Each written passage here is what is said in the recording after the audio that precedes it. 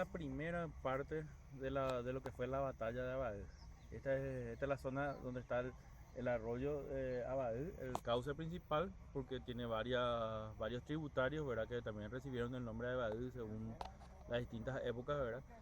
Y en esta parte ocurrió la primera parte del combate, o sea, una pequeña avanzada de caballeros hizo una resistencia falsa en esta loma para después retirarse y atraer al enemigo a las lomas principales donde estaba la fuerza principal, o sea, el grueso del ejército paraguayo.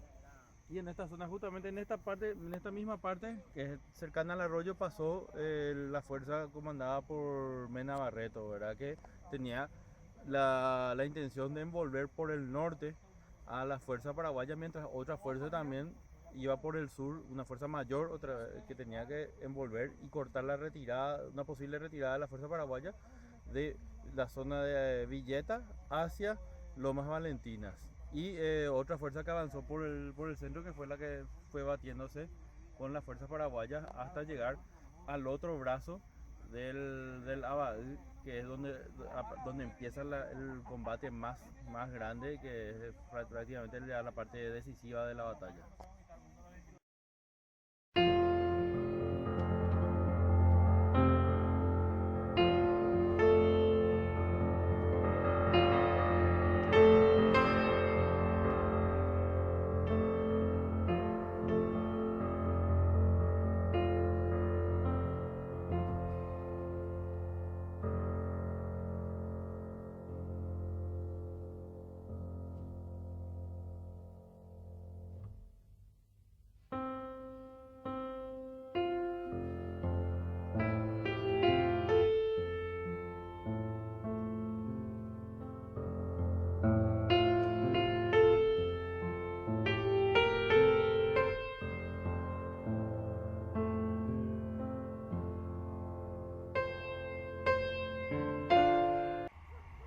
Ahora nos encontramos en la segunda fase del combate de Abadí. Empieza, como ya hemos dicho, empieza en la loma de Naranjasí, que es ahí donde Caballero pone una avanzada, que se bate brevemente con las fuerzas brasileñas y hace una retirada por este pequeño valle que tenemos acá entre las dos lomas, entre la loma de Naranjasí y la loma Perón, que se ve allá, que es la que está cercana a Villeta.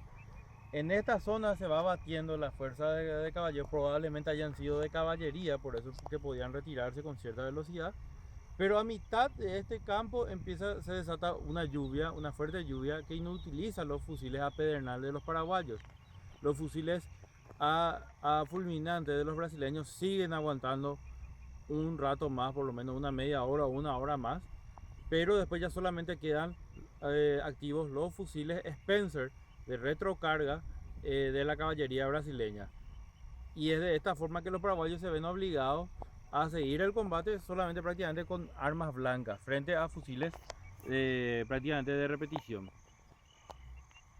La parte final del combate es en aquella loma, que es el conjunto de lomas que se llama Loma Perón, que ya está cerca de lo que es Villeta. Hoy la ciudad de Villeta ya está tomando, el centro de Villeta ya está poblando esa zona actualmente.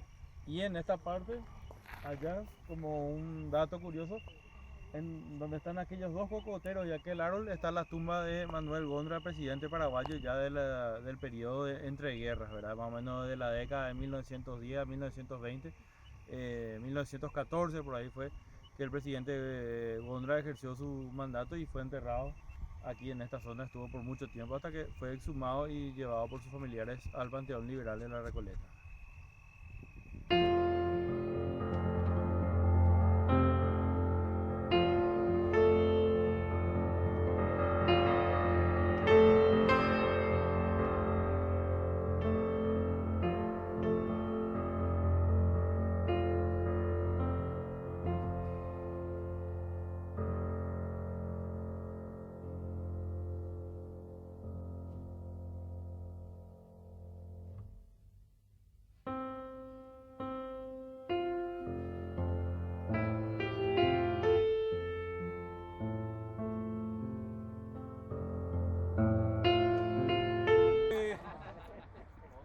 acá se vieron, cuando terminó la batalla de Tororo, el caballero formó un campamento acá a unos kilómetros que se llama el lugar Potrero Valdovinos, que está acá a unos kilómetros más o menos en línea recta acá.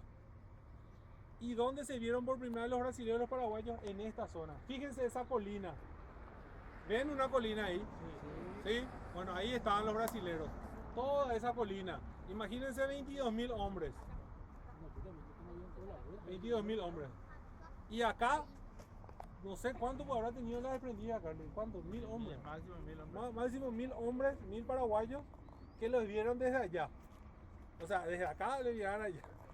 Y por eso acá fue la primera parte de la escaramuza que empezó en esa zona donde ahora están los depósitos. ¿Vieron donde está el movimiento de tierra? Bueno, ahí empezó y fue retrocediendo. Pero no hubo un aniquilamiento de la columna, si no los brasileros hubieran contado. Y no, todo lo que encontramos sobre toda esta primera etapa de la batalla es un párrafo. No le dieron importancia a los brasileros a esa etapa de la batalla, a esta etapa de la batalla. Según versión brasileña. Y no hay versión paraguaya, pues. No hay versión paraguaya y Argentina tampoco.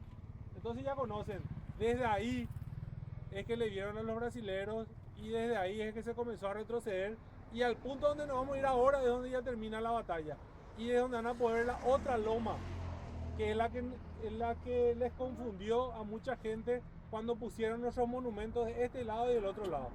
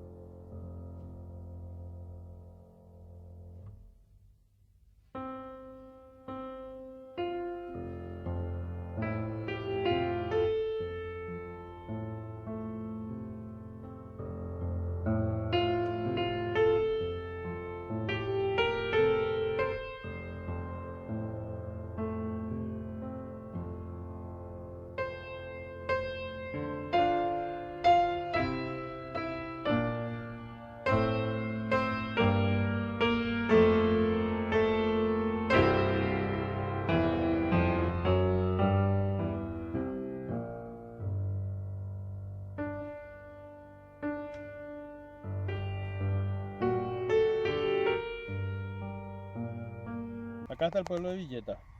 Y nosotros estamos en esta zona de lomas, donde se ve que hay, según el mapa de Jordan, donde hay un combate. Empieza el combate acá, en la zona de Naranjaizú, y ese es el campo que habíamos visitado anteriormente, y acá ya está la zona de las lomas, ¿verdad? Son dos lomas, ¿verdad? Que prácticamente están presentadas como lo que se conoce la Loma Perón. Acá tenemos una representación artística que es de Pedro Américo, que probablemente basado en los relatos, ¿verdad? Pudo imaginarse topográficamente cómo es el terreno. Entonces ahí podemos hacer una comparación con lo que es este punto, porque pareciera que el pintor vino y trabajó desde este punto, o sea, y ese es probablemente el resultado de los relatos y el análisis de mapas que pudo hacer el pintor, y entonces reproducir de una forma bastante fiel lo que es esta zona del combate.